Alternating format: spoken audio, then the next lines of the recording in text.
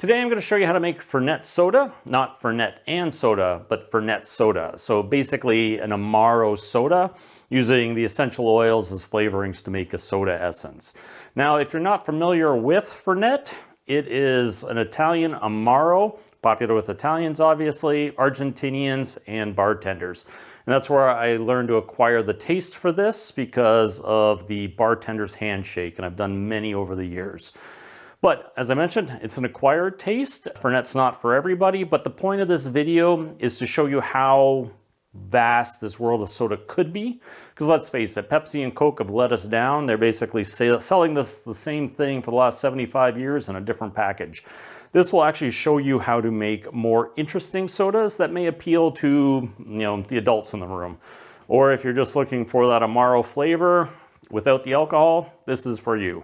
So let me show you how to make it because it's quite simple and it's quite good. I'm Darcy O'Neill and this is Art of Drink. I've been making videos for about 18 months now, and this is an important one for me because it's the culmination of everything I've been doing for the last 18 months, which is this idea of showing people how to make soda. But more importantly, I want to show people where soda can go because, as I mentioned earlier, Coke and Pepsi, they have a standard formula. They make kids flavored cola beverages and other things. But the reality is that it could be so much more. And Fernet soda is just basically the botanicals used in Fernet. So, anise, lemon oil, wormwood, a bunch of others. And you can turn them into an essence, which then turns them into a soda. So the idea for the last 18 months was to teach you the basic techniques, but the techniques are pretty much all the same. It's just the different ingredients and how you do it. So after 18 months of doing this video is important to me because this is where I wanted to go. This is what I want to show people. And I could have been doing YouTube videos where I was making cocktails and reading Wikipedia pages, but I wanted to give something more. And it does make me happy when people use this information and apply it in the real world, whether it's at their bar or just as a hobby. So it's cool if you're doing that. Thanks for watching. And a big thanks to my Patreons. If you're interested in joining Patreon, head over there. Whenever I do these videos, I do create a formulation sheet so that it's much easier to follow.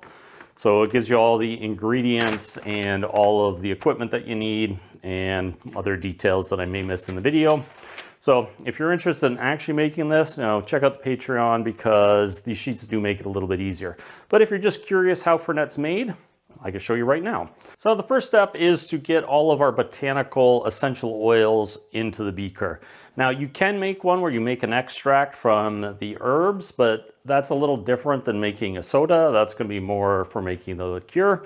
But this recipe I found was all basically essential oils, which means if it's all essential oils and maybe a little bit of extract, you can make a soda out of it. So this is the one that I chose, but I have 5 or 6 different Fernet recipes, historical ones, that if you want to check out, I'll put them over on the Patreon page as well.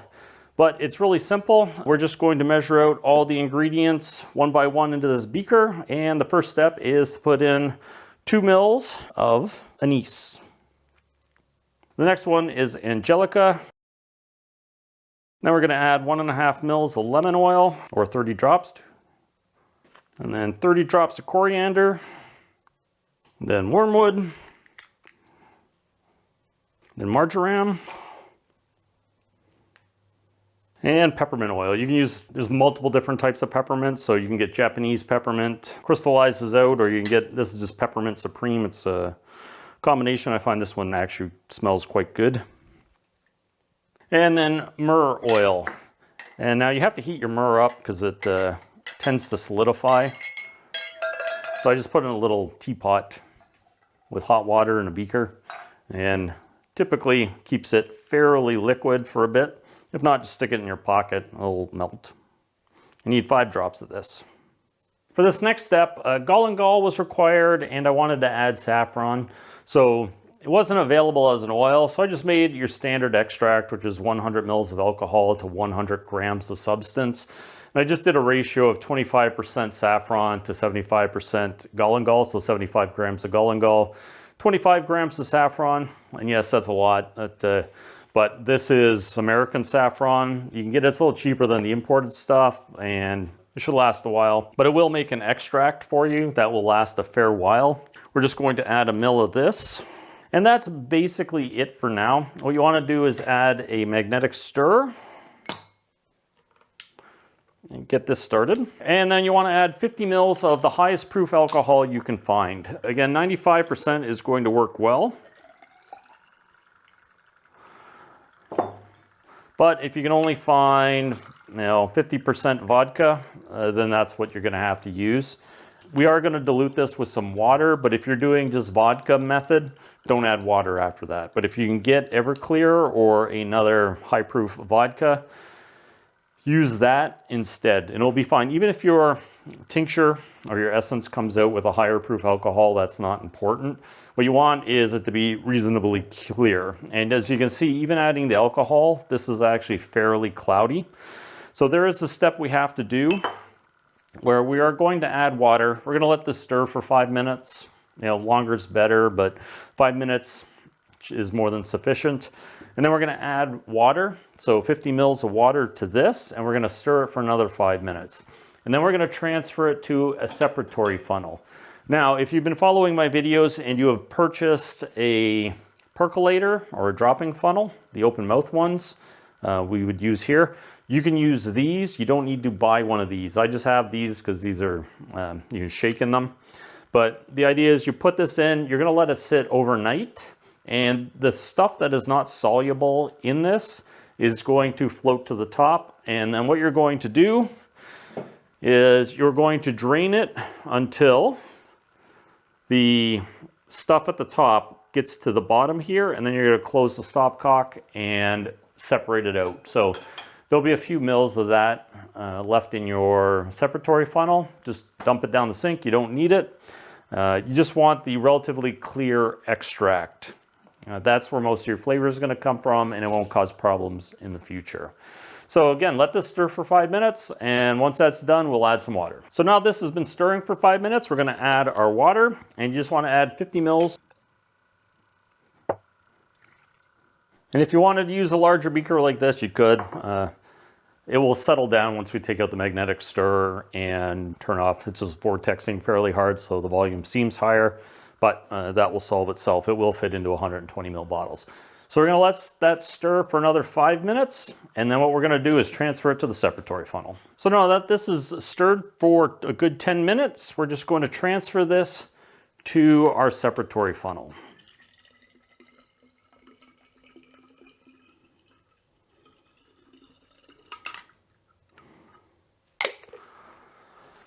Now if you're using just your standard separatory funnel, if you invest in this stuff, you can just leave it sit like that. If you're using your percolator, just put a cover glass over top. You can get these. You can put actually anything over top. You can just invert a beaker if you want. But just cover it so the alcohol doesn't evaporate. And let it sit for 24 hours. If you want to be pro level about it, stick it in the fridge. It will extract the most amount of terpenes or insolubles out of it, and you'll get a better extract. It doesn't really matter if it's cloudy. So this is the extract that previously made when I was doing the test steps for this video. I had to mix it with a little bit of magnesium carbonate. So if you've seen the video on how to make an essence, we use magnesium carbonate. So you put a little bit of magnesium carbonate, and I just put it on the stir plate and let it stir for about 10 minutes.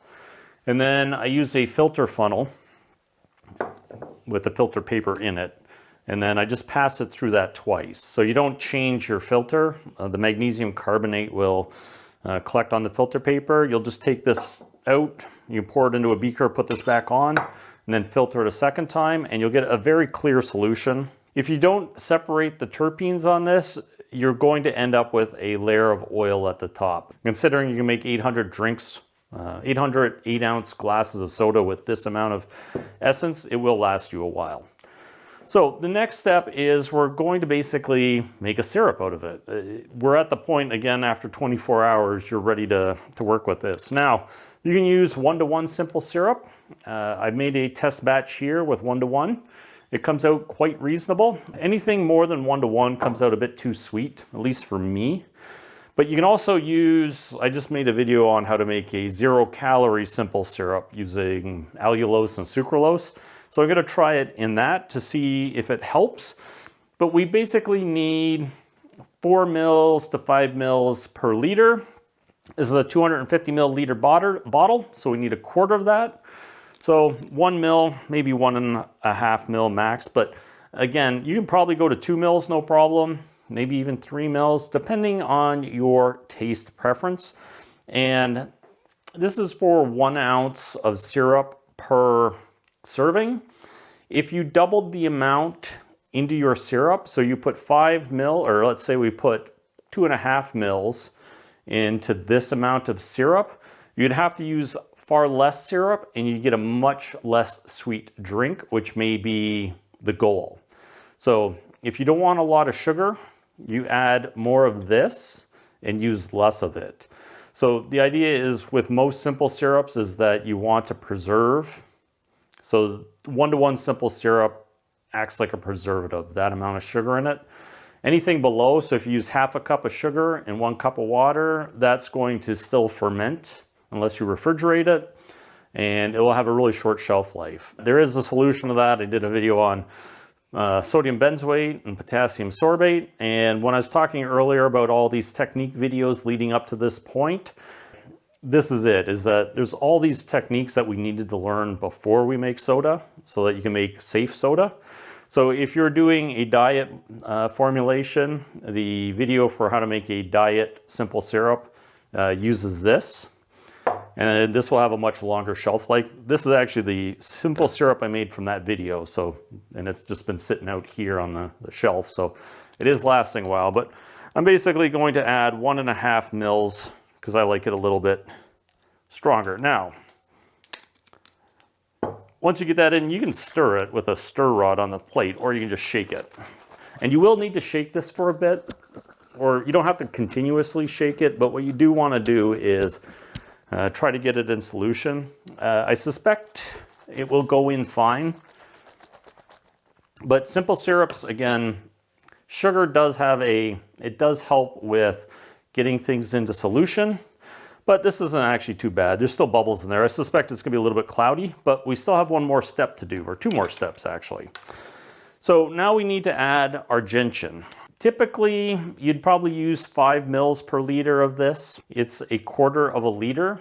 We're going to use, 1.5 or 1.25 to 1.5 mils of the gentian extract.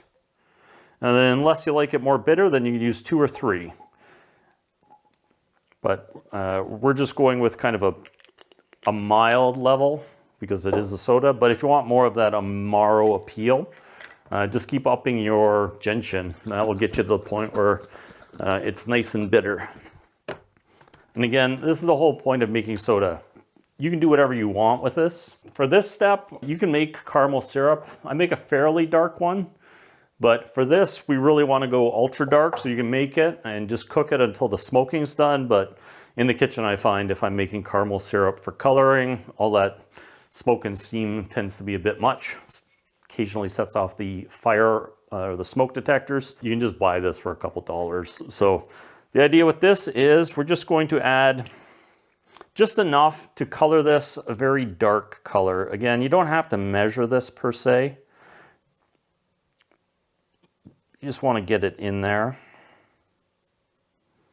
And again, since Fernet is dark,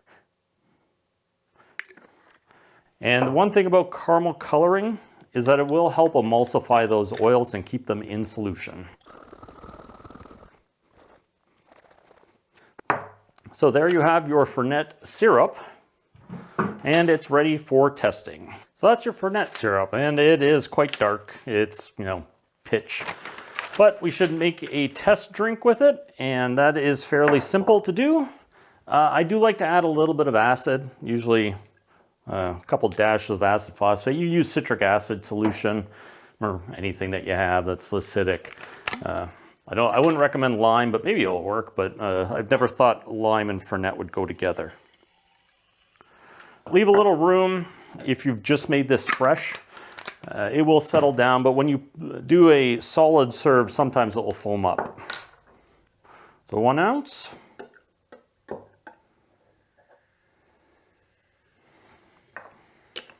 That seemed to work out fairly well.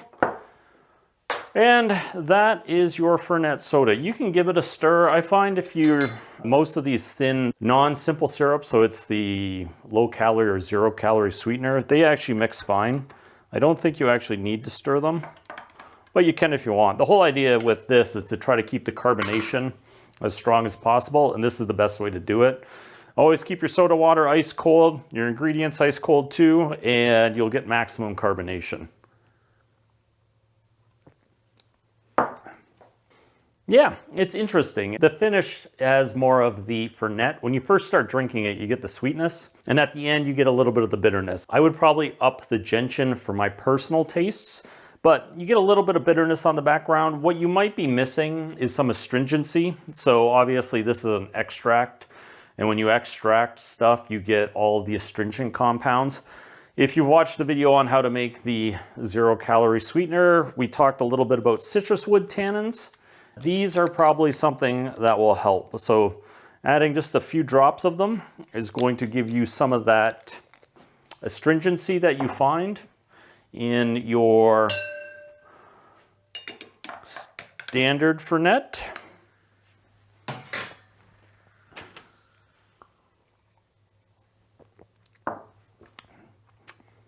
But yeah, it's actually pretty decent. It's definitely there. Your brain automatically goes to cola, probably just because of the color. The reality is it's different. It does have a little bit of that bitterness on the finish. If you like it more bitter, boost that up. You can probably double the amount or triple the amount in this bottle if you really wanted to. And you can use different bitter compounds as well. In the future, I'll do a video on how to make it out of all the actual botanicals.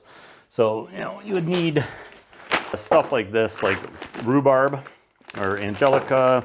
This is linden leaf. You can get chamomile, which is pretty common in the recipes, and lemon peel. But rhubarb will be much more bitter in this. So depending on how you make it, and you can make it out of extracts. Again, the extracts work just like essential oils in these, so they're slightly less potent just because they have a lower oil content. But you can use all sorts of extracts to make soda. So don't let any of this stop you. There's a whole world to explore, and this is quite interesting. So if you're into non-alcoholic drinks and need something that reminds you a little bit of Fernet, because let's face it, there's no alcohol in this, so you're not going to get that burn. But it does have a actually quite pleasant flavor. So make it, write comments, let me know how it goes. Thanks for watching, and I'll see you in the next one.